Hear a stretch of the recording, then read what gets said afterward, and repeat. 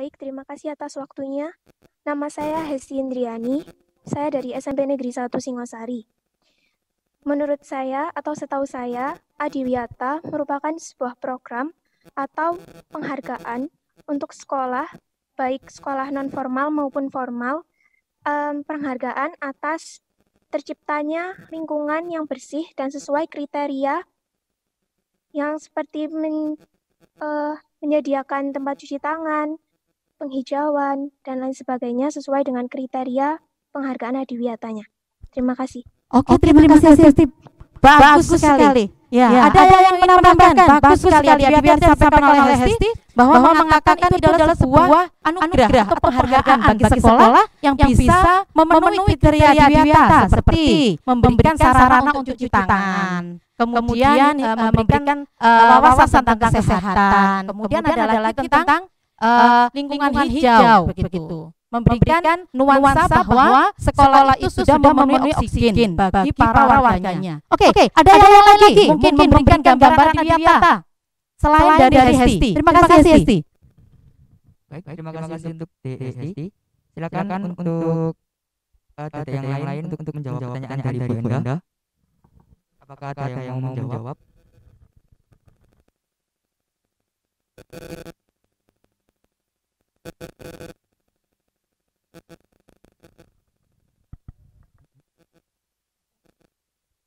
Oke, untuk berikutnya ada. Baik, untuk Cecilia Yesi, silakan menjawab pertanyaan dari Bu Enda. Oke, ada Cecilia. Ya, nama saya Cecilia Yosepti Kinasi, biasa dipanggil Kasih. Saya dari SMP Negeri 3 Malang. Menurut saya, Adiwiyata adalah upaya membangun program atau wilayah sekolah yang baik dan ideal untuk mendapatkan ilmu pengetahuan dari berbagai norma, atau yang biasa dikatakan dengan lain, Adiwiyata adalah program peduli lingkungan hidup. Seperti itu, Bu. Oke, terima kasih. Bagus sekali. Hampir menambahkan ya dari Hesti tadi ditambahkan lagi dengan Cecilia. Di situ ditambahkan tentang normanya. Jadi ada norma-norma tertentu yang bisa mencerminkan Adiwiyata. Bagus. Memang di sini tidak hanya kita membentuk atau membangun fisik dari sekolah itu, tetapi kita juga harus membangun mental dan psikologisnya dari warga sekolah yang ada. Bagus. Saya kira itu saja. Ya, Adiwiyata sudah terjawab bahwa Adiwiyata di sini tidak hanya membentuk fisik, tetapi juga membentuk moralitas dan karakter dari warga sekolah. Di mana di situ yang dibentuk adalah menuju sekolah yang sehat, menuju sekolah yang nyaman, menuju sekolah yang aman. Jadi di sini nanti jangan kaget kalau judulnya Bu Enda bukan Adiwiyata atau sekolah ramah anak, tetapi nanti materinya Bu Enda nanti Bu Enda beri judul dengan pengelolaan lingkungan sekolah dalam menciptakan sekolah ramah anak SMA Negeri 3 Malang. Jadi pengelolaan lingkungan sekolah di sini memang mempunyai gambaran lebih luas dari Adiwiyata tadi, di mana kami mempunyai target dengan mengelola lingkungan sekolah itu, maka akan tercipta sekolah ramah anak. Kalau sekolah ramah anak, kira-kira ada nggak yang tahu? Ada nggak yang pernah mendengar apa sih sekolah ramah anak itu? Baik, ada yang mau menjawab tentang sekolah ramah anak? Silakan untuk reset atau langsung di live chat.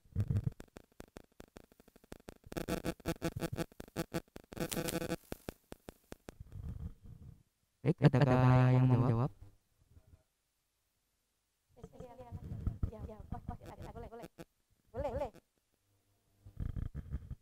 Oke, Hesti lagi. Baik, untuk Hesti Indriani silakan menjawab. Baik, setahu saya, sebelum-sebelumnya hak-hak anak di lingkungan sekolah itu masih belum sepenuhnya terpenuhi.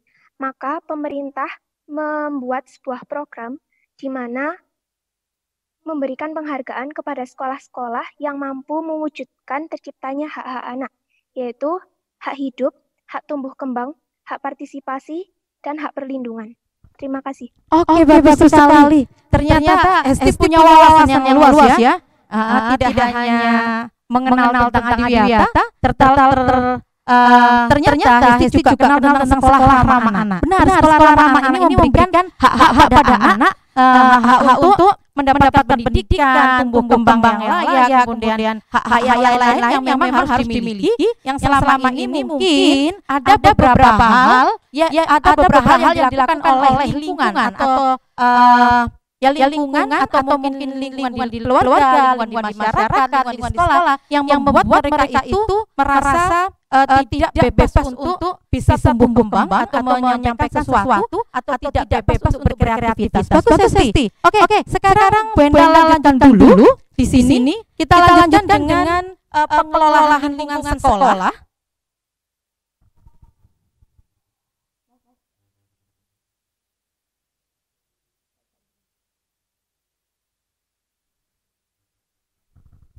Oke, untuk pengelolaan lingkungan sekolah di sini Bu Enda memberikan pengelolaan karena apa? Di saat kita melakukan kegiatan adiwiyata dengan kondisi SMA Negeri 3 Malang yang tidak memiliki lahan luas atau mungkin tidak memiliki area untuk penghijauan, maka kita menitikberatkan karena adiwiyata tidak hanya untuk lingkungan atau fisik sekolah saja, tetapi juga membentuk warga sekolah menjadi warga yang cinta lingkungan atau peduli terhadap lingkungan. Di sini SMA Negeri 3 banyak mendapat nilai poin plus dari para juri kemarin karena mereka anak-anak ya, terutama siswa SMA Negeri 3 Malang melakukan suatu karya di mana mereka berinovasi, membuat sesuatu hal sehingga mereka bisa menciptakan sendiri proses-proses atau sesuatu yang bisa mendukung tentang pengelolaan lingkungan sekolah. Contohnya yaitu mereka dengan memilah sampah, di mana sampah bersih, sampah plastik atau sampah basah yang bersih tadi ya, sampah basah atau sampah yang mudah mudah di recycle, apa bahasa Indonesia yang bagus ya, mudah diolah kembali, atau mungkin dengan sampah-sampah plastik atau sampah-sampah yang tidak mudah untuk dikelola kembali atau dibuat menjadi produk yang lain gitu, maka anak-anak punya inisiatif bagaimana dengan sampah yang dipilahkan tadi. Mereka juga memberikan sesuatu yang beda dan biasanya hanya untuk sebagai pupuk Benda atau mungkin sebagai ini. Tetapi mereka sudah bisa menciptakan sebagai sumber tenaga, sumber energi listrik gitu. Itu dari karya ilmiah kakak-kakak kalian pada saat ada lomba di sini di SMA 3 sering diadakan lomba. Kalau tentang tanamannya kita mengatakan dengan Vega. Jadi ada dulu ada ruangan di atas di lantai 4 itu memang khusus untuk kita bercocok tanam. Jadi ada di sana greenhouse, ada di sana itu tanaman-tanaman yang menempel di dinding atau vertical garden. Vertical garden itu pada awalnya kita lombakan pada tiap kelas, maka kita beri spot masing-masing kelas, kita suruh untuk membuat seinovatif mungkin bagi mereka. Kemudian karena mereka di sana ada yang menggunakan air yang terus mengalir atau infus itu, maka membutuhkan energi. Dari situlah maka terinspirasi pada kakak-kakak kalian untuk menggunakan sampah-sampah tadi dikelola sehingga menjadi sumber energi. Itu jadi makanya di sini kita adiwiyatanya yang paling banyak dilakukan bukan proses tanam sehingga hijau, tidak, tetapi suatu inovatif atau kreatif yang dilakukan oleh siswa. Jadi siswa-siswa di sini betul-betul kreatif, betul-betul inovatif. Sehingga nilai kemarin dapat memberikan tambahan gitu. Sehingga kita cepat sekali dari kota ke provinsi ke nasional. Hanya beda tahun gitu kita sudah melaju ke nasional. Kemudian dengan pengelolaan lingkungan sekolah sendiri, anak-anak juga melakukan yang namanya kegiatan di sini karena bangunan yang nyaman, yang aman, yang tentram, yang membuat anak-anak senang untuk belajar itu sebagai pendukung. Maka pada saat adiwiyata pun kita mengusahakan bagaimana kalau lingkungan sekolah itu memang aman. Maka anak-anak melakukan di sini ketika kegiatan adiwiyata kemarin melakukan kegiatan di mana mencari mana potensi bangunan tadi yang menyebabkan tidak aman, seperti tangga-tangga, ada kaca yang karpetnya tuh buka gitu ya, sehingga memudahkan orang-orang terpleset jatuh dan lain sebagainya, atau mungkin ada di atap itu yang sudah hampir roboh dan lain sebagainya, maka pihak sekolah sebagai di sini sebagai penyendana atau mungkin sebagai pelakunya, anak-anak yang menginspirasi pelakunya adalah dari pihak sekolah, maka kita memberikan laporan. Jadi anak memberikan laporan seperti itu. Karena sebenarnya lingkungan sekolah di sini, lingkungan di mana anak berada dalam situasi belajar, maka semua yang ada di sekolah ini adalah komponen lingkungan anak-anak untuk belajar. Jadi lingkungan fisik sekolahnya, lingkungan sosialnya, lingkungan akademisnya, seperti yang Bu Enda ceritakan tadi yang awal tentang inovatifnya anak-anak, itu termasuk lingkungan akademis. Karena apa? Memberikan proses belajar bagi anak-anak dan menghasilkan sesuatu dari proses belajar tadi secara akademis gitu. Kemudian ditambahkan lagi yang Bu Enda katakan tentang bangunan yang ini yang harusnya sudah membuat aman itu harusnya tidak ada bangunan yang mencurigakan roboh atau bagaimana, itu namanya lingkungan fisik sekolah. Kemudian ada lingkungan sosial kan berarti interaksi secara sosial, di mana interaksi tadi ya siswa dengan siswa dengan guru dengan guru dengan tenaga pendidikan, siswa dengan tenaga pendidikan, dengan warga sekolah atau stakeholder yang ada di sekolah. Itu lingkungan sosial. Di mana lingkungan sosial yang harmonis, lingkungan sosial yang bagus, lingkungan sosial yang memang sangat-sangat nyaman, sangat-sangat membuat kita rasan, itu akan membuat juga lingkungan sekolah tadi itu nampak aman, nampak menyenangkan. Terbukti sekali kalau kalau sudah pandeminya sudah selesai ya, Nak ya. Misalnya pandeminya sudah selesai, kamu di sekolah, kamu akan merasakan bagaimana atmosfer SMA Negeri 3 ini membuat kalian tidak ingin pulang. Seolah-olah adalah rumah kedua.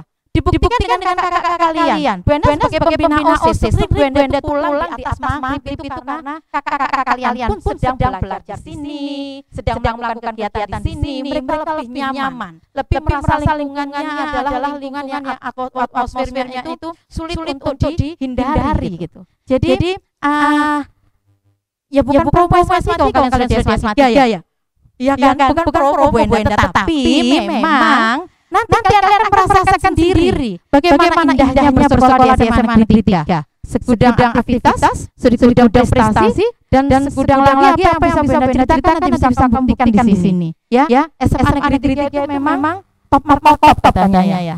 Nah, makanya minat juga banyak. Nah, itu didukung karena komponen sekolah kita yang lingkungan fisiknya, lingkungan sosialnya, lingkungan akademisnya saling mendukung. Pengelola lingkungan sekolah di sini ternyata sudah terlaksana dengan bagus, terbukti. Adiwiyata kita mendapatkan penghargaan. Sekolah ramah anak kita pun mendapatkan penghargaan. Pertama kali sekolah ramah anak yang ada di Jawa Timur adalah sekolah SMA 3. Jadi SMA 3 mendapatkan predikat sebagai sekolah ramah anak tingkat nasional. Pertama tingkat provinsi, kemudian tingkat nasional itu pertama Jawa Timur ya. Karena apa? Jawa Timur di Indonesia yang nasional ya. Pertama kali di Jawa Timur, kalau nasionalnya Benda tahu apa pertama kali atau mungkin sudah beberapa kali dari sekolah-sekolah yang lain. Kalau provinsinya pertama kali di Jawa Timur. Tapi setelah itu naik kita tingkat nasional. Karena apa? Karakteristik lingkungan sekolah kita yang sehat, yang atmosfernya harmonis, itu nampak nampak sekali di SMA 3. Kenapa saya mengatakan seperti itu? Karena apa? Di sekitarnya itu baik di luar sekolah atau di dalam sekolah sangat menunjang dalam proses tujuan pendidikan. Tujuan pendidikan yang didukung oleh lengkap fasilitas tadi. Fasilitas tadi kan lingkungan fisiknya ya kan? Seperti kebersihannya dan sebagainya dan kenyamanan lingkungannya. Kemudian atmosfernya tadi sebegitu harmonisnya kakak saling sapa dengan kakak itu sangat menyayangi adiknya dan adik-adik sangat menghormati kakaknya. Itu yang di SMA 3. Kakak harus menyayangi adik-adiknya. Adik-adik harus menghormati kakak-kakaknya sehingga tercipta keharmonisan. Tidak ada namanya kamu adikku. Ayo kamu sini. Tidak ada. Bullying tidak ada di sini. Sudah mendapatkan bullying kan? Lah bullying tidak akan ada di SMA 3. Itu yang menciptakan atmosfer kenyamanan di lingkungan SMA 3 sehingga Kalau Bu Enda katakan pengelolaan lingkungan sekolah sudah berhasil, karena apa tadi sudah sangat menunjang pencapaian tujuan pendidikan, di mana kita punya fasilitas lapangan untuk bermain, lapangan fasilitas untuk belajar seperti beberapa gazebo ya ada di depan ruang di depan sebelah Sapam itu ada gazebo, di sebelahnya lab kimia itu ada KKID, di atas itu ada rooftop, di depannya perpustakaan umum, perpustakaan SMA 3 itu ada ruang terbuka, kemudian di depan ini lapangan voli ya, juga ada gazebo lebih besar lagi. Itu tempat belajar kalian. Pasti kalian akan nyaman bila berada di sana.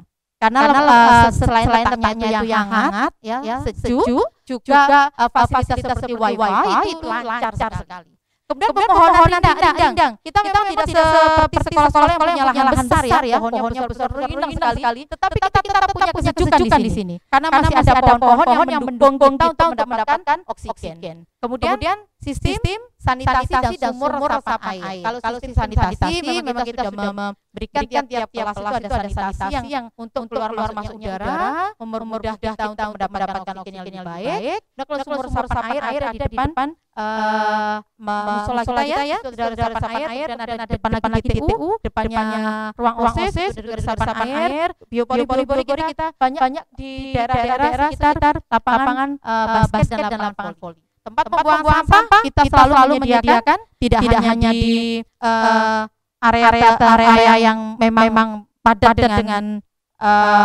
warga sekolah, tetapi di setiap kelas itu ada tempat sampah sudah dipisahkan, tempat organik, anorganik itu sudah tertulis anak-anak pun untuk membuang sampah tidak akan keliru. Itu setiap kelas ada tempat pembuangan sampahnya. Di depan ruang TU ada, di depan ruang kepala sekolah ada, semua di sisi ada. Kita tempat pembuangan sampah sangat berlebih ya. Kemudian lingkungan pekarangan sekolah lain. Kalau lingkungan pekarangan sekolah yang saya masukkan di sini, pekarangan sekolah itu sebenarnya identik dengan tanaman-tanaman yang bisa dihasilkan ya. Nah, itu kita ada di rooftop.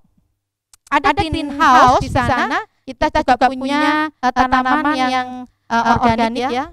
Ada beberapa tanaman organik seperti sawi Cina itu, bayam, kangkung, tomat kecil-kecil itu, melon ada di atas. Kemudian bunga-bunga gitu selebihnya. Kalau bangunan sekolah kita insya Allah bangunan yang aman bagi warganya dan nyaman juga bagi warganya. Insya Allah pengelolaan lingkungan sekolah kita sudah berhasil mengelola dengan baik, sehingga seluruh rangkaian kegiatan yang berhubungan dengan pengelolaan lingkungan di dalam maupun di luar sekolah kita sudah melakukannya dengan perencanaan, sudah kita lakukan dan kita sudah melakukan evaluasi. Terbukti bahwa kita sudah mendapat penghargaan Adiwiyata, juga sudah mendapatkan penghargaan sekolah ramah anak. Oke? Dari sini, apakah ada pertanyaan anak-anak?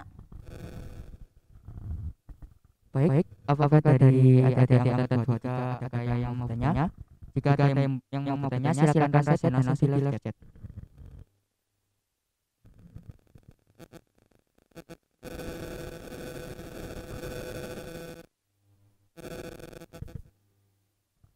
Baik, apakah ada yang mau bertanya?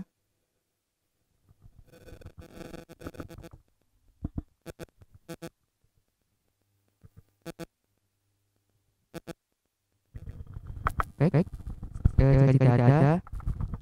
Oke, saya lanjutkan. Kalau berarti untuk pengelolaan lingkungan sekolah, saya kira anak-anak sudah paham ya. Kalau pengelolaan lingkungan sekolah di SMA 3 sudah terencana, sudah terlaksana dan sudah dievaluasi, sehingga memberikan penjelasan bahwa pengelolaan lingkungan sekolah sudah sangat baik. Kita lanjutkan pada sekolah ramah anak.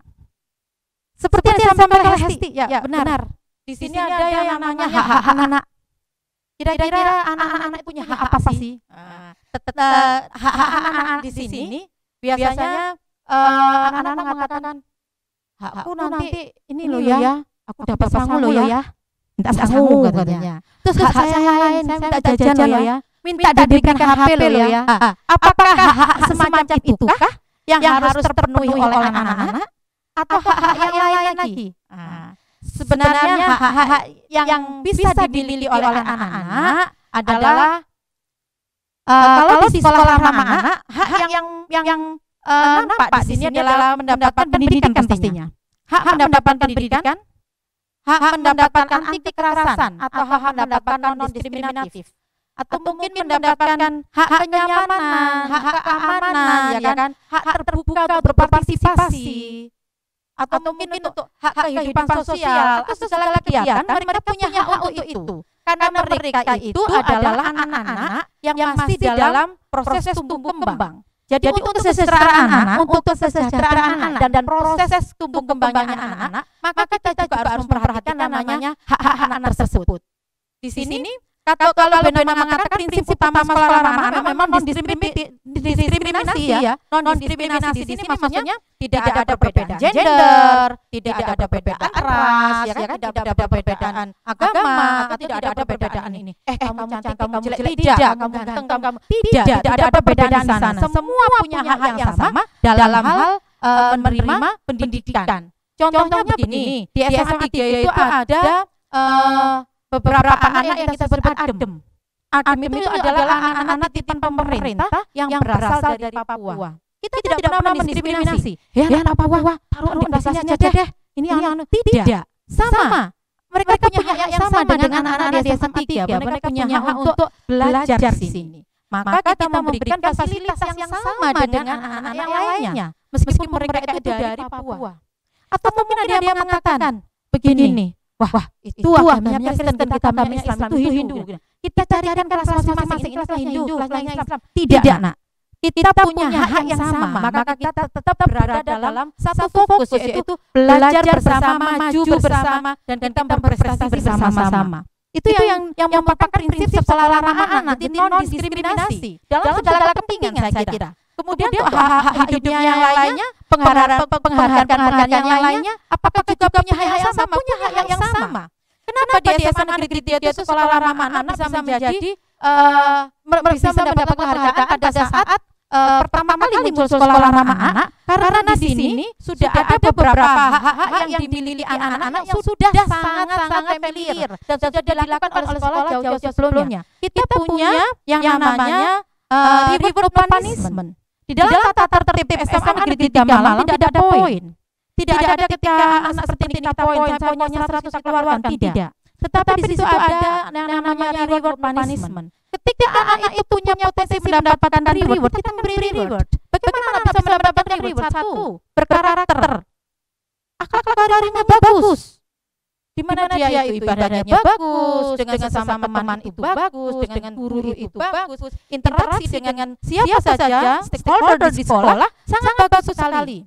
Kemudian ada lagi tambahkan, tidak pernah bolos, tidak pernah terlambat, tidak pernah membuli teman-temannya, tidak pernah berkata-kata kotor. Tidak sekedar hanya mengungkapkan komen, kamu begini, tetapi dalam komennya tidak berkualitas atau mungkin menyudutkan orang atau mungkin membuli orang, itu maka tidak akan memberikan poin terhadap dia, meskipun tidak pernah bolos ya. Ternyata pernah punya kata-kata yang menyakiti hati temannya.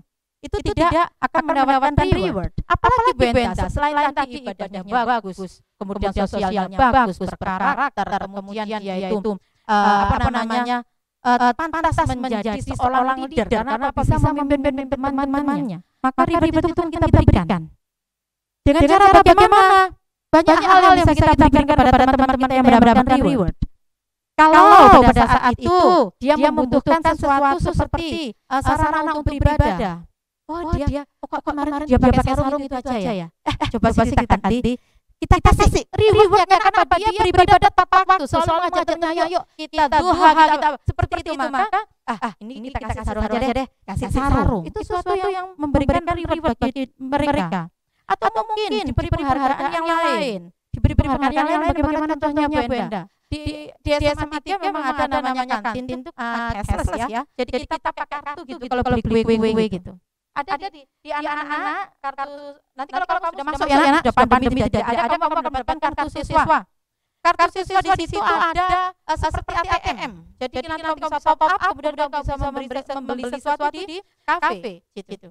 Di EKV itu memang sengaja kita pakai elektronik agar kita tidak ada proses cash ya, tidak ada uang saling beli dengan uang tidak, tapi cashless. Jadi pakai seperti pakai kartu itu. Nah, kalau saya ingin memberikan penghargaan, kamu makan siang anak? Ini benda ada. Itu biasanya kita memang menyiapkan di kesiswaan. Di kesiswaan itu disiapkan dengan kartu khusus bagi siswa yang pada saat itu belum sarapan dan lupa tidak bawa sangu misalnya. Boleh langsung ke Benda, saya lupa nggak bawa sangu, saya belum sarapan gimana? Saya akan memberikan kartu itu untuk beli di EKV.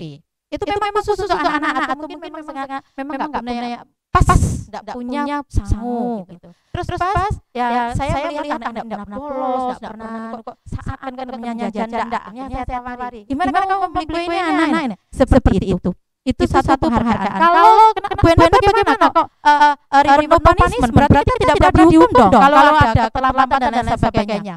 Sebenarnya itu bukan hukuman. Kalau menurut kita itu bukan hukuman, tapi penciptaan atau membentuk karakter anak lebih baik. Ketika kamu terlambat sekali, kita hanya akan memberikan hanya mencatat namanya saja sekali. Kemudian 2 kali, 3 kali, ketika 3 kali maka kalian di sini tidak dihukum tapi diajak untuk berbuat kebaikan. Misalnya membersihkan musola atau membersihkan halaman depan tatip atau yang lainnya yang tujuannya membentuk karakter. Jadi anak-anak tadi mendapatkan bukan mendapatkan punishment, tetapi membuat anak tadi itu semakin merasa bahwa dia ternyata hidup itu harus seperti ini. Ya kan? Anak-anak ketika dia itu melakukan kesalahan, jangan dilakukan kesalahan yang 2 kali, jangan dilakukan kesalahan berikutnya hanya karena nggak dihukum aja kok disuruh gini. Tapi jangan seperti itu. Tapi jadikan suatu pembelajaran bahwa anak yang berkarakter itu adalah anak yang mengerti atau memahami bahwa itu adalah suatu kesalahan, besok harus memperbaiki. Perbaikannya bagaimana? Disiplin waktu sehingga tidak terlambat lagi. Menghargai waktu, hargailah waktu sebaik-baiknya. Karena dengan menghargai waktu, maka anak itu akan bisa hidup tertib. Hidup tertib sehingga mudah sekali untuk bisa merencanakan sesuatu, membuat timeline sendiri. Dengan seperti ini, kalau kamu menghargai waktu, kamu melakukan dengan tepat setiap timeline yang kamu buat sendiri. Kalau seperti itu, maka pencapaian tujuan itu sangatlah maksimal. Nah, dari situ kamu bisa belajar. Jangan dijadikan hukum punya enak enggak, tetapi di situ harus ada perubahan karakter pada diri sendiri. Oke, itu prinsip sekolah anak yang sudah ada di SMA 3, yaitu tidak mendiskriminasi, selalu memberikan hak anak-anak. Kemudian tadi itu ada reward punishment, ada lagi satu di sini yang mungkin di sekolah lain jarang ada, ketika melibatkan siswa dalam penyusunan RRKS. Di sini siswa mendapatkan hak untuk ikut menyusun RRKS karena apa? Kegiatan di kesiswaan, kegiatan di OSIS atau kegiatan di siswa OSIS PK itu sangat banyak dan sangat beragam. Setiap kegiatan di situ harus ada dukungan, harus ada dukungan dari sekolah, dukungan dari orang tua, dukungan dari siswa atau stakeholder yang lain. Maka anak-anak diajak untuk berdialog tentang RRKS yang mereka butuhkan. Dari situ, maka anak-anak bisa menganggarkan sendiri, ini saya punya PSS dengan anggaran biaya 1,2 miliar. Saya punya kegiatan Garbasu sekitar 200 juta. Saya punya kegiatan bedol Bawi Karsu yang sekitar hampir 800 juta. Kemudian ada lagi Bunkasai itu dari Honhop tadi, itu ada kegiatan pula. Kemudian ada SEF, Smart Education Fair, Festival ya, Smart Education Festival. Kemudian ada SIP. Ada sekitar berapa ya? Hampir 20 lebih programnya OSIS dan PK itu. Jadi di situ sekolah harus tahu bahwa setiap kegiatan tadi itu membutuhkan yang namanya biaya. Dari mana? Dari RRKS yang disusun bersama-sama. Maka nampak anak-anak tadi mendapatkan haknya untuk berpartisipasi, untuk menyatakan bahwa dirinya butuh pengakuan, bahwa saya harus terlibat juga dalam penyusunan. Itu telah terjadi dan itu sudah berlangsung lama di SMA Negeri 3. Kemudian untuk pemenuhan hak pendidikan anak. Hak pemenuhan pendidikan anak tadi memang pertama yang Bu Enda katakan ya non diskriminasi tadi itu sudah memberikan pendidikan, kemudian berlatih untuk menghargai waktu juga pendidikan, menyusun KS juga suatu pendidikan, kebebasan berpendapat itu juga pendidikan, dan banyak hak-hak yang lainnya yang harus dimiliki oleh siswa. Di sini sebenarnya SRA, sekolah ramah anak itu sekolah ramah anak tidak akan bisa berjalan sendiri, tidak bisa muncul sendiri kalau memang tidak ada keterlibatan antara anak itu sendiri, keluarganya maupun komunitasnya gitu. Jadi kalau SSA dikatakan SSA 3 itu berhasil, berarti SSA-nya itu tidak hanya SSA-nya itu sendiri, tetapi keterlibatan dari personilnya seperti anak-anak siswanya, ya kan? Keterlibatan dari siswanya itu, kemudian keterlibatan dari gurunya, dari kepala sekolahnya, dari tenaga pendidikannya, dari lingkungan sekolahnya, dari sampai satpam dan lain sebagainya itu harus ada keterlibatan. Tetapi yang paling utama di sini itu adalah SSA itu harus menunjukkan keterlibatan anak itu sendiri, keterlibatan keluarganya, dan keterlibatan komunitasnya. Kenapa seperti itu? Karena anak tadi itu menjadi tolak ukurnya. Kalau SSA itu dikatakan berhasil bila anak tadi itu sudah mendapatkan hak-haknya dengan baik, sudah menunjukkan partisipasi anak itu dalam segala aspek kehidupan di sekolah. Jadi anak-anak tadi itu sudah mendapatkan fasilitasnya, ya kan? Sudah mendapatkan hak untuk berpartisipasi, sudah menjadi keterlibatan dalam segala kegiatan yang ada di sekolah. Kalau sudah berpusat pada anak, semua kegiatan atau aspek kehidupan sekolah sudah berpusat pada anak, maka sudah nampak sekolah itu memberikan hak yang bagus kepada anak-anaknya. Nah, kemudian bagaimana dengan keluarga di sini? Keluarga sebagai penguatnya. Keluarga sebagai penguat dari apa yang sudah menjadi partisipasi anak-anak tadi. Dengan bagaimana? Memberikan pengasuhan yang baik di rumah, menciptakan keharmonisan di rumah. Kemudian memberikan dukungan kepada sekolah. Terciptanya keharmonisan antara keluarga dan sekolah itu memberikan sesuatu yang bisa dikatakan SSA berhasil. Dari anak yang berpartisipasi baik, dari anak yang berprestasi, dari anak yang berjuta aktivitas, itu adalah hasil dari keluarga yang harmonis, keluarga yang menguatkan segala pengasuhan utama anak, dan keluarga yang selalu memberikan hak anaknya. Sehingga orang tua di sini selalu mencoba untuk memberikan fasilitas sebaik-baiknya untuk anak-anak, bukan memberikan tekanan. Ada kalanya keluarga itu yang meminta karena mereka punya ambisi, orang-orang yang punya obsesi, orang-orang yang punya cita-cita yang belum terlaksana. Kemudian dari cita-citanya itu orang tua memaksakan anak, kamu harus begini loh nak, papa dulu punya seperti ini, kamu harus seperti ini, kamu harus di sini. Kalau seperti itu, penguatan terhadap hak anak tadi itu akan terhapus karena anak akan merasa selalu cemas. Enggak seperti ini nanti gimana? Nanti orang tuaku pasti kecewa, orang tua pasti marah. Lah, hal-hal semacam itu yang memutuskan akhirnya. Tumbuh kembangnya anak tadi terpus sendiri karena perasaan yang sudah tidak nyaman. Kalau sudah seperti itu, anak akan minder, anak tidak percaya diri, anak tidak suka beraktivitas seperti itu. Kita harus selalu memberikan hubungan yang harmonis dengan anak-anak. Sekolah pun demikian, kenapa reward punishment, tidak ada ancaman-ancaman, karena kita ingin memberikan anak-anak itu penguatan karakter yang bagus. Anak-anak berprestasi, anak-anak bisa berkegiatan di segala aspek kehidupan di sekolah, karena tidak ada tekanan dari sekolah. Begitu, karena kamu jangan begini, nanti kamu tidak kasih nilai loh. Tidak ada seperti itu. Kamu udah ngasih 3 kali ya, berarti nilai 0. Tidak. Kita harus selalu memberikan anak-anak itu hak dia. Kalau masih punya waktu kerjakan, pasti guru akan memberikan apresiasi apapun yang kamu lakukan, meskipun kamu tidak mengerjakan tugas tepat waktu. Misalnya molor 10 hari, molor 1 bulan, pasti kita masih memberikan nilai. Anak seperti itu berarti masih punya komitmen untuk membuat dirinya maju. Itu masih bagus daripada yang sama sekali masa bodoh.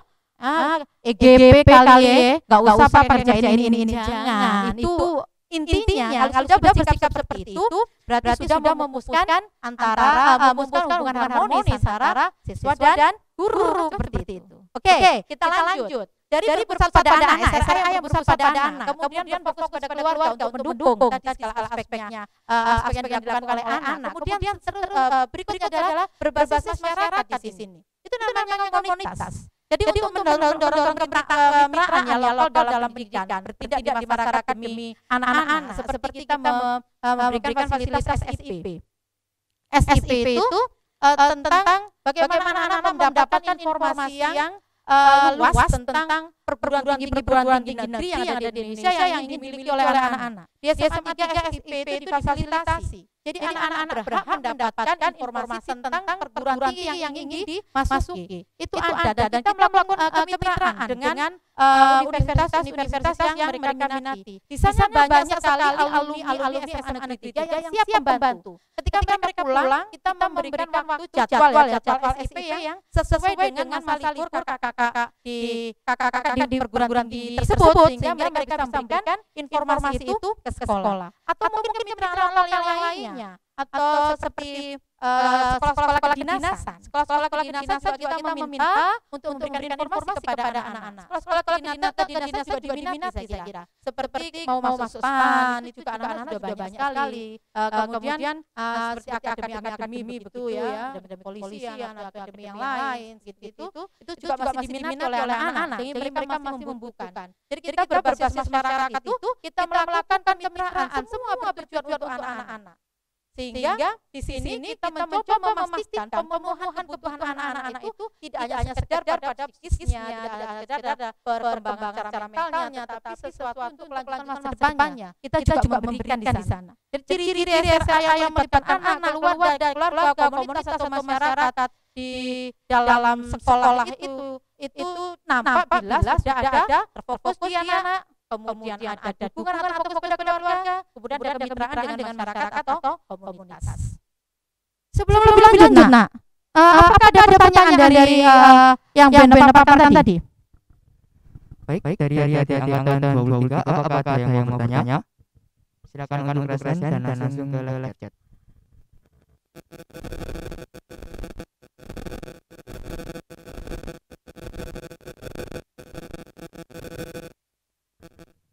Baik. Apakah ada yang mau bertanya?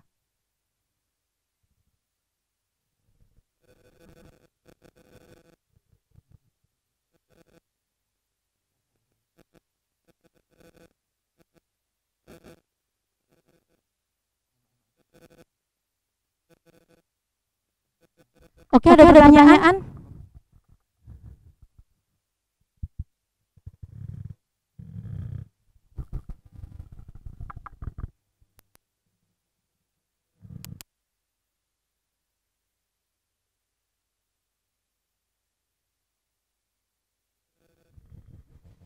Baik, untuk Alberta Aurelia, silakan bertanya.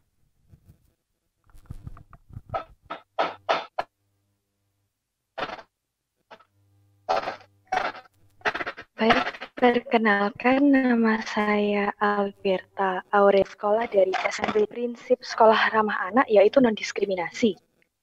Pertanyaan saya di sini, bagaimana cara dari lingkungan sekolah untuk memupuk sifat pada anak untuk tidak melakukan diskriminasi. Sekian dari saya, terima kasih. Oke, Alberta siapa tadi? Alberta gitu ya? Alberta Aulia. Alberta Aulia. Di sini memang ada namanya non-diskriminasi. Non-diskriminasi ketika kita mencoba untuk berlaku tidak memandang sebelah mata, tidak menutup diri dari lingkungan yang lain yang berbeda dengan kita, maka sikap diskriminasi tadi itu tidak akan ada. Pertanyaan dari Alberta, bagaimana cara untuk menumbuhkan tidak mendiskriminasi itu kan? Seperti itu ya. Berarti cara bagaimana agar kita tidak mendiskriminasi kan begitu? Kalau itu misalnya diskriminasi pada individu ya, yang memunculkan pada diri sendiri, maka prosesnya atau caranya adalah mencoba menerima segala kekurangan dan kelebihan orang lain. Dari kita mencoba menghargai, kita menghormati orang lain. Bagaimana kita bisa bertoleransi? Bagaimana kita bisa beradaptasi? Maka kita bisa membuat diri kita tidak akan mendiskriminasi orang lain untuk menjadi bagian dari kita. Kita tidak boleh memandang diri kita lebih. Kita tidak boleh memandang orang lain itu bahwa tidak cocok untuk kita. You nggak selevel sama gue. Jangan seperti itu. Tidak ada perkataan orang selevel dan tidak level. Karena apa? Di mata Allah itu semuanya sama. Kamu harus memberikan pemahaman pada diri sendiri, membuka mata hati kamu bahwa tidak ada orang yang berbeda. Selama kita menyadari bahwa kita punya kemampuan yang sama, kita mempunyai fasilitas yang sama, kita punya hak yang sama, kita punya kewajiban yang sama, kita adalah makhluk Allah yang memang sama gitu. Maka kita tinggal di dunia pun harus memiliki sesuatu yang sama, hak dan kewajibannya. Maka kalau kita sudah memunculkan di dalam hati kita, maka kita tidak akan mendiskriminasi orang lain. Biar lo dari Papua nggak suka aku. Nah, kalau sudah ada muncul kata-kata seperti itu, berarti kamu sudah membatasi diri, sudah membedakan dirimu dengan orang-orang tersebut. Padahal belum tentu ketika kita memberikan diskriminasi pada orang lain itu lebih rendah dari kita. Belum tentu. Atau ketika kita merasa orang itu, wah, aku nggak pinter, malas aku belajar dengan dia lebih baik. Lah, ketika kita sudah merasa seperti itu, belum tentu dia memang betul-betul tidak pinter, tidak lebih bodoh dari kamu. Misalnya kamu lebih pintar dari dia. Tidak. Karena apa? Orang itu akan punya kelebihan dan punya kelemahan, punya kekurangan. Jadi kita punya kelebihan, tetapi belum tentu kelebihan kita itu menjadi tolak ukur bahwa kita di atas segalanya. Tidak. Tetapi orang punya kelebihan pasti ada kekurangan. Di saat kita memandang orang itu kurang, pasti dia punya kelebihan yang kita tidak punya. Caranya seperti itu, tumbuhkan pada diri sendiri kepercayaan bahwa kita adalah sama, punya hak dan kewajiban yang sama. Sebagai umat manusia di dunia ini harus saling toleransi, harus saling menghargai, harus saling memahami, harus saling menyayangi. Yang sangat sulit adalah bagaimana kita bisa memfokuskan semua itu, begitu kan? Tetapi kalau kita tidak berusaha, kita tidak mencoba, maka tidak akan ada dalam diri kita bahwa saya mampu untuk bisa beradaptasi, saya mampu bersikap dewasa, bahwa kita tidak boleh mendiskriminasi orang lain. Oke? Seperti itu saya kira. Baik, terima kasih untuk Aurelia. Apakah ada pertanyaan lagi? Silakan raise hand dan langsung di live chat.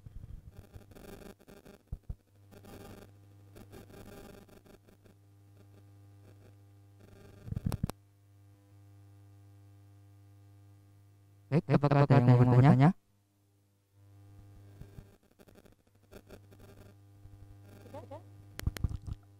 Masih ada yang bertanya, Nak? Apa bisa Brenda lanjutkan? Mungkin kita lanjutkan dulu aja, Bu. Lanjutkan ya? Siap. Tadi ciri-ciri sekolah ramah anak tadi yang sudah pertama kan berfokus pada anak, kemudian keluarga, kemudian masyarakat, kan? Sekarang kita lanjutkan pada perlakuan sekolah sendiri terhadap anak. Ketika kita mengatakan sekolah itu sudah ramah anak. Yang pertama dilakukan adalah sikap kita terhadap murid, sikap kita terhadap siswa, sikap kita terhadap peserta didik, di mana kita perlakuannya harus selalu adil seperti yang saya sampaikan tadi, bahwa tidak ada diskriminasi. Ketika kita sudah bersikap adil kepada siswa kita, kepada peserta didik kita, maka perlakuan yang adil tadi itu sudah menunjukkan bahwa kita sudah mencerminkan diri dari sekolah ramah anak. Ditambahkan lagi sikap kasih sayang kita, ya kan? Anak itu jangan selalu diancam-ancam. Tidak perlu kita mengancam siswa, tidak perlu kita memberikan argumentasi yang sangat menyakitkan, karena kata-kata itu bisa lebih lama tanam di hati anak-anak dibandingkan perlakuan sebenarnya. Maka secara psikis ya, kalau kata-kata itu sudah menyangkut di hatinya, sulit terlupakan. Maka yang perlu dilakukan adalah proses kasih sayangnya. Bagaimana proses kasih sayang itu? Mengarahkan kita bila siswa itu salah, memberikan penghargaan bila siswa itu melakukan prestasi. Jadi setiap prestasi mereka kita harus memberikan penghargaan. Tetapi ketika mereka melakukan kesalahan, maka kita lah yang berkewajiban untuk meluruskan kemana mereka harus menuju hal yang benar gitu. Itulah bukti kasih sayang kalau seorang guru kepada muridnya. Bukan berarti kalau saya itu setiap hari ketemu diberi sangu. Diberi uang, nih saya kasih uang, gitu. Ini saya kasih sangu. Anaknya belum mengerjakan karena saking sayangnya sudah kasih nilai 100, kan tidak. Tetapi perlakuan kasih sayangnya seperti tadi, memberikan jalan yang memberikan arah yang benar ketika melakukan kesalahan, kemudian memberikan penghargaan ketika mereka melakukan sesuatu yang berprestasi. Kemudian dalam model pembelajarannya juga atau metode pembelajarannya juga harus tercerminkan ketika sudah menjadi sekolah ramah anak. Di mana itu proses belajar yang menyenangkan. Di saat anak-anak merasa senang, di saat anak-anak merindukan kita di kelas, itulah yang disebut dengan sesuatu yang harmonis. Anak-anak menginginkan kita, Bu, sekarang jamnya Ibu ya, kok belum masuk? Oh ya sebentar, ini masih jalan. Nah, itu kan anak sudah merindukan kita. Sudah ingin dengan pembelajaran kita. Kenapa? Ternyata proses belajar yang kita berikan sangat menyenangkan mereka. Mereka menunggu-nunggu. Besok mau diajarin apa lagi ya? Besok akan diberi apa lagi ya? Seperti itu. Kemudian metode pembelajaran yang lainnya bagaimana? Tidak memberikan rasa takut, tidak selalu memberikan ancaman, tidak memberikan rasa cemas atau was-was, atau siswa itu tidak merasa aku nggak mau masuk karena ada pembelajaran ini, aku nggak mau masuk karena ada ibu ini. Tidak. Tetapi mereka akan merasa senang, merasa selalu antusias untuk berangkat ke sekolah. Kemudian apalagi dari metode pembelajaran tadi memunculkan sesuatu yang kreatif dan inovatif dari proses pembelajaran yang menyenangkan, dari anak-anak yang sangat senang mengikuti pembelajaran, akhirnya tercetus sesuatu yang tadi sudah menciptakan sesuatu yang berupa inovatif. Jadi pembelajaran tadi kita anggap pembelajaran yang sangat efektif. Kemudian dari media ajarnya, media ajar bisa bervariasi. Mungkin dalam zaman pandemi COVID seperti ini ya, media ajar kita memang akhirnya kita online. Tetapi model pembelajaran kita itulah yang harus variatif sehingga anak-anak bisa merasa senang. Classroom,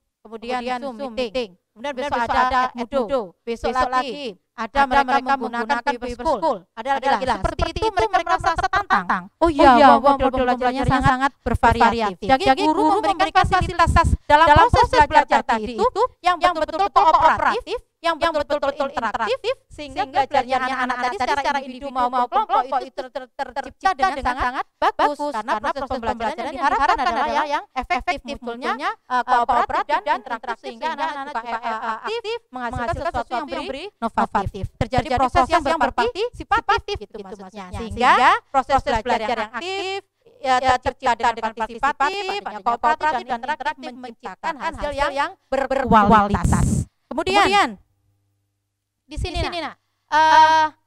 untuk penataan kelas bagaimana Bu Enta? Kalau di sekolah ramah anak, penataan kelas itu ada gambaran sehingga dikatakan sekolah itu ramah anak. Iya, penataan kelas. Penataan yang diharapkan adalah bagaimana yang nyaman. Yang aman, nyaman dan sangat dirindukan oleh anak-anak. Sehingga aku mau balik ke kelas ngadem di sana gitu. Karena nyaman, aman, tidak ada terjadi keberisikan gitu ya. Aku mau belajar di sana lebih nyaman, lebih aman, lebih bisa masuk materi yang saya pelajari. Itu lingkungan kelasnya. Sehingga kalau bisa menciptakan lingkungan seperti itu, kita bisa mencoba untuk berinovasi, berkreasi. Apa ruang kelasnya dikasih gambar-gambar, atau mungkin fasilitas yang harus disediakan adalah fasilitas yang dibutuhkan oleh anak. Mungkin ada LCD-nya, mungkin ada selain LCD ya, proyektor dan lain sebagainya, sehingga anak-anak bisa mencari atau wifi yang lancar, sehingga bisa mencari materi yang ada di online.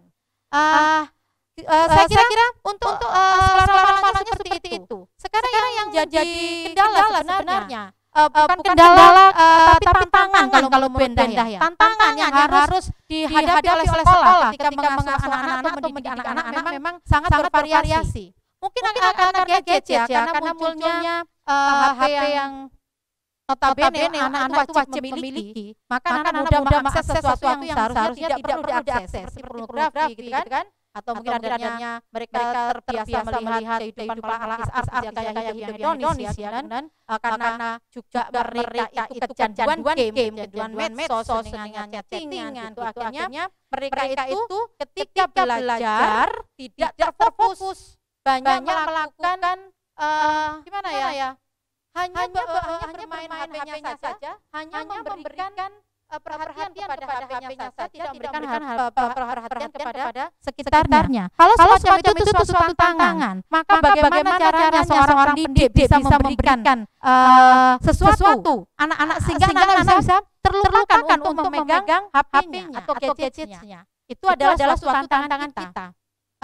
Kalau itu dari lingkungan sekolah sendiri, untuk dukungan dari keluarga tadi, maka ketika orang tua sibuk atau notabene anak-anak tidak ditunggu selama 24 jam atau minta ditunggukan 24 jam ya di masa mereka harus tunggui belajarnya atau memberikan fasilitas yang lain, orang tua dengan kesibukan mereka masing-masing, maka diharapkan orang tua sedikit banyak untuk mengurangi kesibukannya sehingga anak-anak tidak terlantar ya, tidak berhidup seperti hidup sendiri hanya dengan gadgetnya, tapi masih merasakan kasih sayang dengan orang tua. Mungkin adanya pembiasaan mereka harus mematikan HP jam 18 sampai 20. Itu HP, televisi, dan segala kegiatan yang berbau elektronik dihentikan semuanya. Matikan televisi, HP-nya charge saja, mereka hanya berdialog dengan anak-anak selama 2 jam 18 sampai jam 20. Itu bagus sekali untuk mencoba memberikan kehidupan yang harmonis. Kemudian untuk memberikan pemahaman kepada anak-anak, untuk memberikan tentang ilmu kepada anak-anak tentang sesuatu yang berbau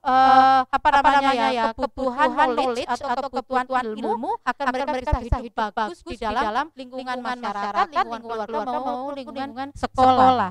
Sehingga tidak akan muncul yang namanya siswa itu menjadi pecandu narkoba ya kan, mungkin pecandu miras atau perokok, atau mungkin mereka yang menistakan agama atau bagaimana, tidak akan terjadi semacam itu.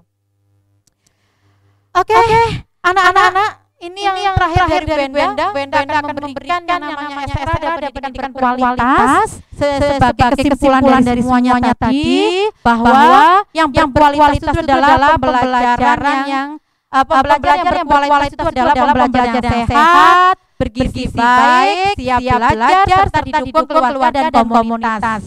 Kemudian konten berkualitas, maksudnya kurikulum dan bahan aksaranya, berhitung, pengetahuan, sikap dan pemberian untuk kehidupan itu juga menjadi pokok utama. Kemudian proses belajar mengajar yang berkualitas yaitu berpusat pada anak, hidup dengan pendekatan berbasis keterampilan dan teknologi. Kemudian lingkungan pembelajaran yang berkualitas adalah lingkungan yang memunculkan kebijakan dan praktik yang ramah anak, fasilitas seperti ruang kelas, air bersih dan sanitasi serta layanan yang lain seperti keselamatan, kesehatan fisik dan psikososial itu tersedia. Kemudian hasil yang berkualitas adalah pengetahuan, sikap, keterampilan, penilaian yang sesuai di kelas. Maksudnya beda hasil yang berkualitas ini pengetahuan, sikap, dan keterampilan nilainya sesuai seperti yang diharapkan atau tujuan dari pembelajaran tadi. Oke. Apakah masih ada waktu untuk bertanya jawab, Nak? Ada, Bu.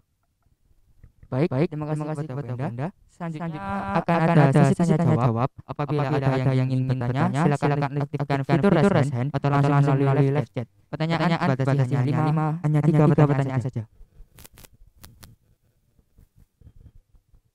Baik, apakah ada yang mau bertanya?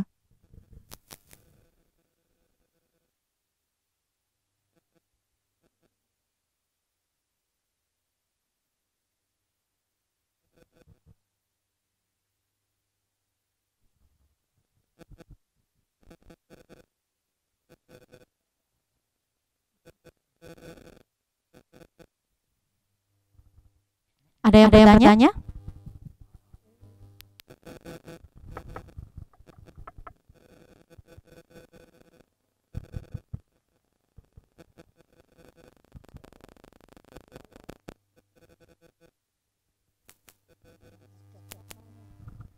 Kalau tidak ada pertanyaan berarti sudah paham ya? Clear ya apa yang disampaikan oleh Benda? Ada yang mau bertanya? Masih ada yang bertanya? Oke ya, siapa yang bertanya?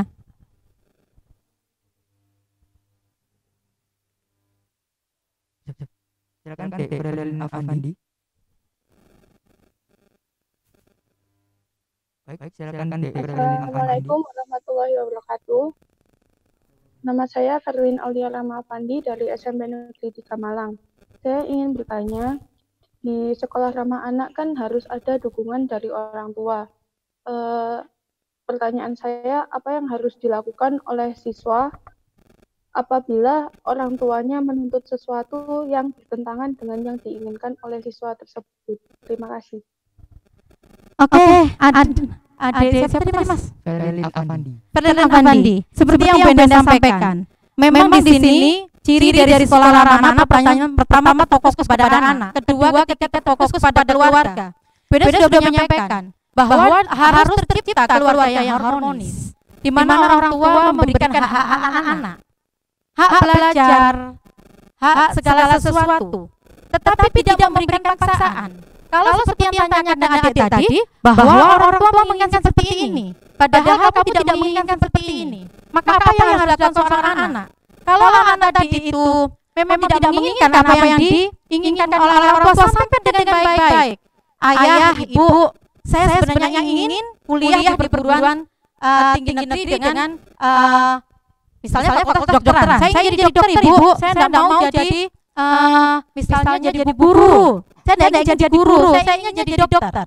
Sampaikan dengan baik. Kemudian berikan alasan yang tepat. Kenapa kamu tidak ingin menjadi seorang ini? Kamu ingin menjadi yang seperti ini? Berikan alasan yang tepat. Jangan yang menimbulkan sesuatu yang kamu merasa memaksakan. Tidak. Akhirnya saling memaksakan. Kalau orang tua sudah menyatakan seperti ini, kamu seperti ini, kemudian gonggong-gonggong ada solusi yang bagus, maka kamu harus memberikan alasan yang tepat kepada orang tua. Kenapa kamu harus memberi alasan seperti ini sehingga orang tua harus manut kamu gitu. Dari alasan-alasan tadi, kamu juga harus memberikan sesuatu yang mungkin akan membuat orang tua kamu, oh ya kamu seperti ini, yaitu sesuatu komitmen.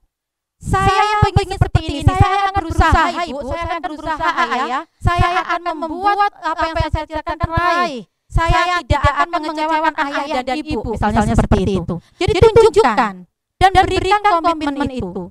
Seandainya kamu memang merasa bahwa pilihan lebih baik dengan pilihan orang tuanya, itu tadi, maka kamu harus bisa memberikan gambaran atau alasan, gambaran bagaimana kamu harus bisa mencari informasi sebanyak-banyaknya tentang apa yang kamu pilih tadi, sehingga bisa membuat orang tua tadi paham, oh iya, kalau kamu seperti ini berarti seperti itu. Dan kamu harus bisa mengatakan bahwa kamu akan berusaha dengan keras untuk mewujudkan cita-cita tadi, sehingga tidak akan menimbulkan kekecewaan orang tua. Kalau kita bisa komunikasi dengan baik, berdiskusi dengan baik, insya Allah orang tua itu akan menerima apa yang diharapkan anak dengan komitmen bahwa kamu akan bekerja keras, belajar dengan keras, belajar dengan giat, sehingga cita-cita kamu tadi itu bisa terwujud. Seperti itu saya kira.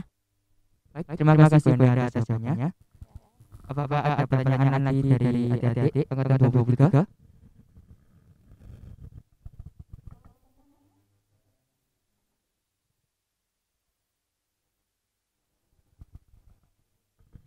Baik, untuk di Sena Naswa.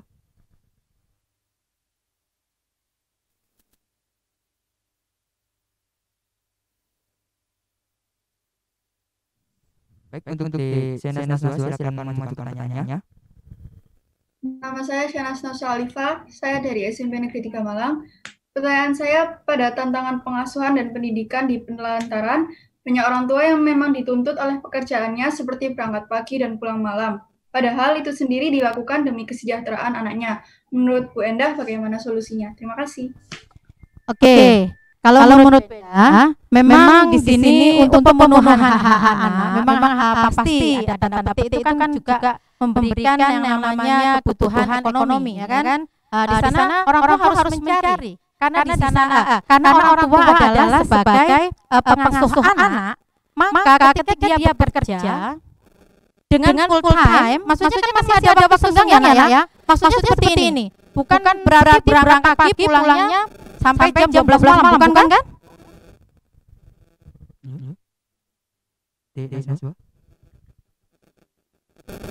Adik siapa tadi? Senas. Bagaimana? Berangkat dari pagi, pulangnya jam berapa kira-kira? Jam 12 malam?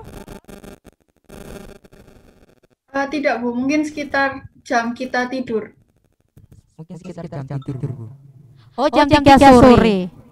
Ya. Itu kalau menurut Bu Enda, kalian belajar pun sama. Ketika orang tua berangkat mulai jam 3 sampai mulai jam 7 pagi sampai jam 3 sore. Kamu sekolah mulai jam 7 pagi juga jam 3 sore. Jadi jam 4 adalah saat-saat momen-momen yang pas ya, momen-momen yang tepat untuk menciptakan keharmonisan di dalam keluarga. Maka ketika orang tua memang bertugas mencari nafkah untuk keluarganya dan anak-anak mencari ilmu untuk masa depannya, ketika sudah kembali di rumah, maka usahakan di rumah itu adalah kegiatan khusus oleh keluarga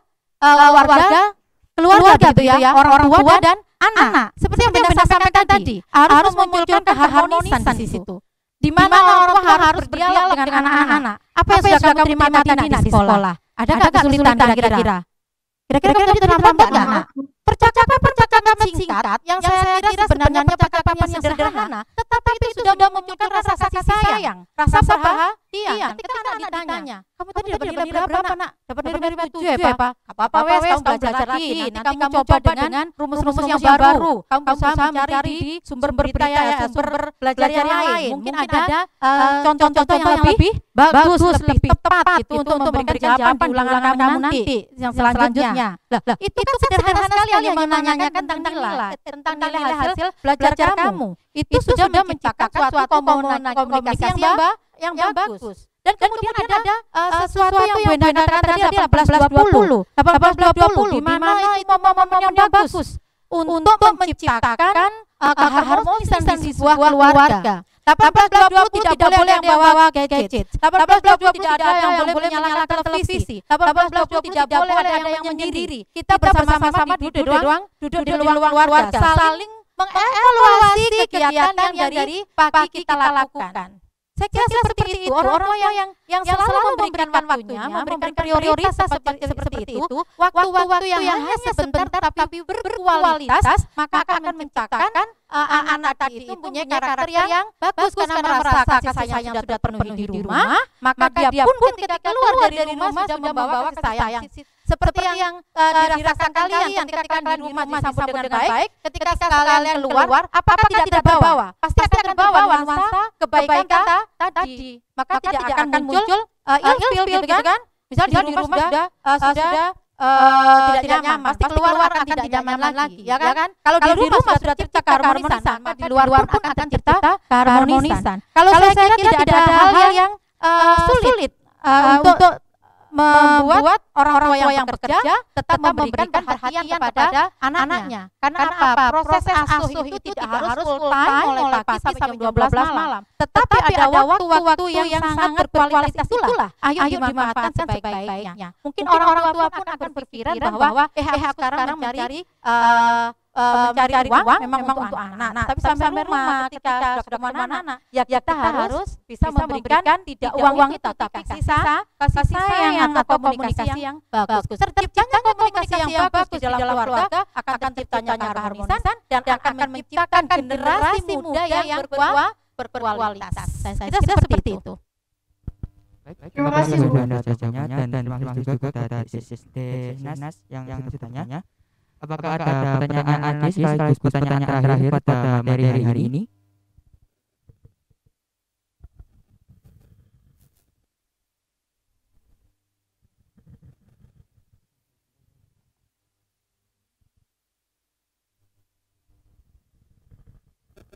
Baik, untuk Bimo Arya Bapak Samanta, silakan pertanyaannya. Oh ya, baik.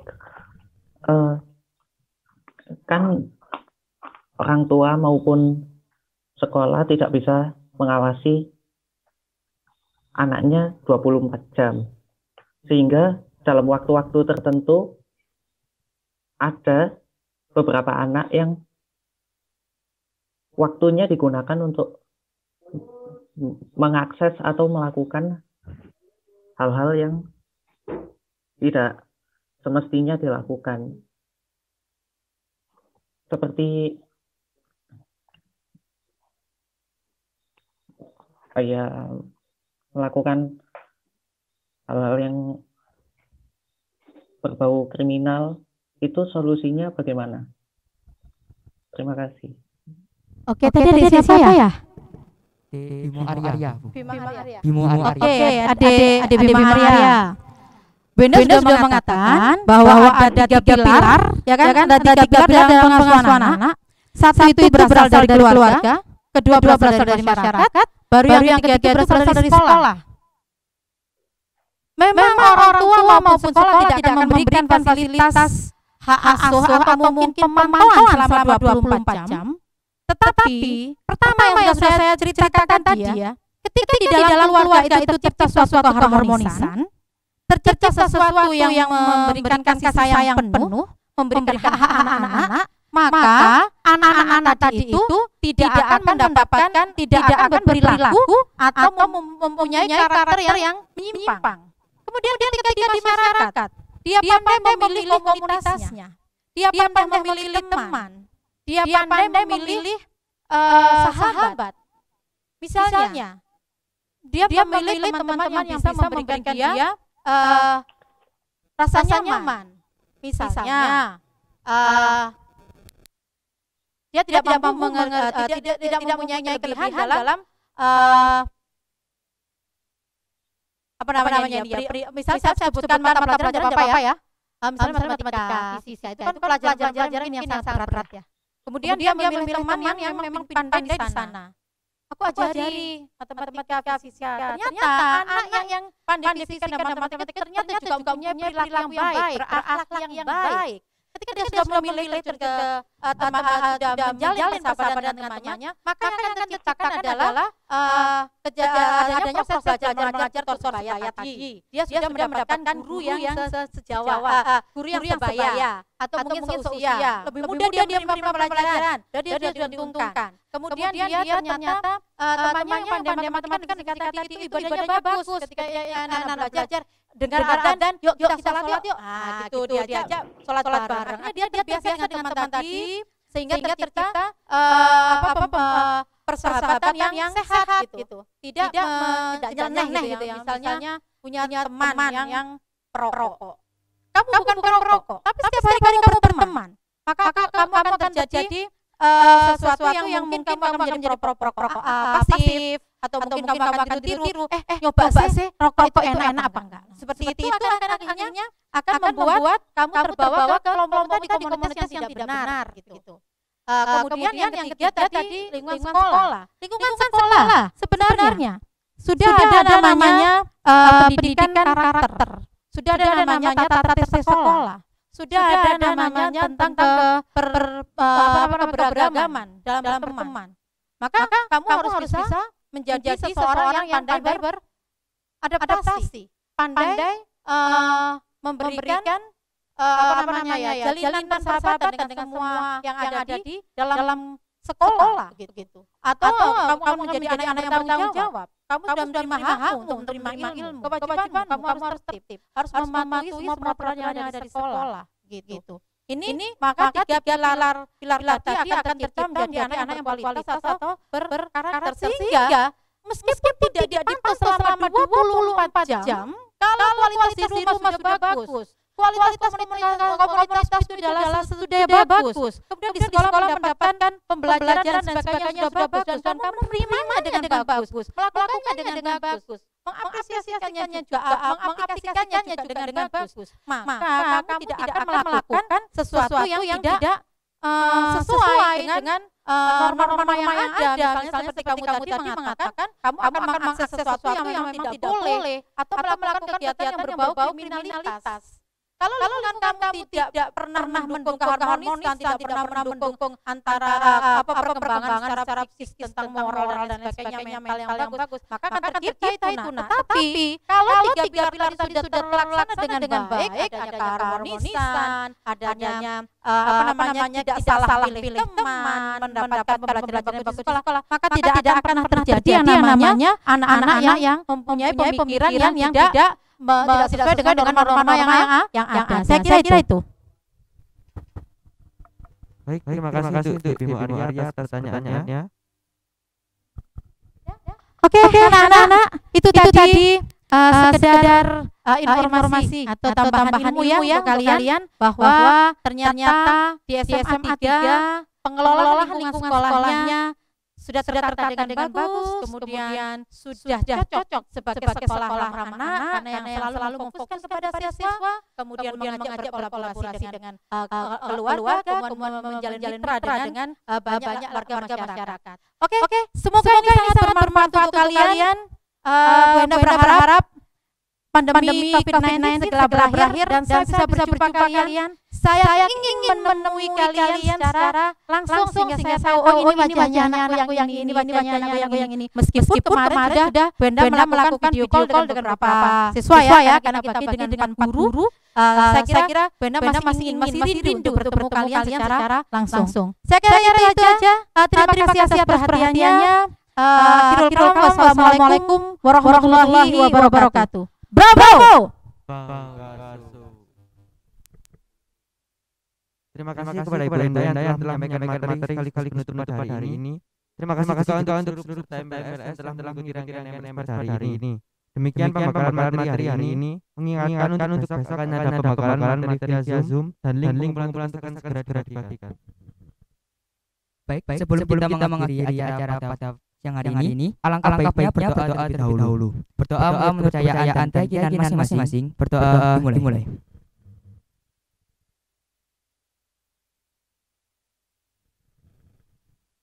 Berdoa dapat diakhiri.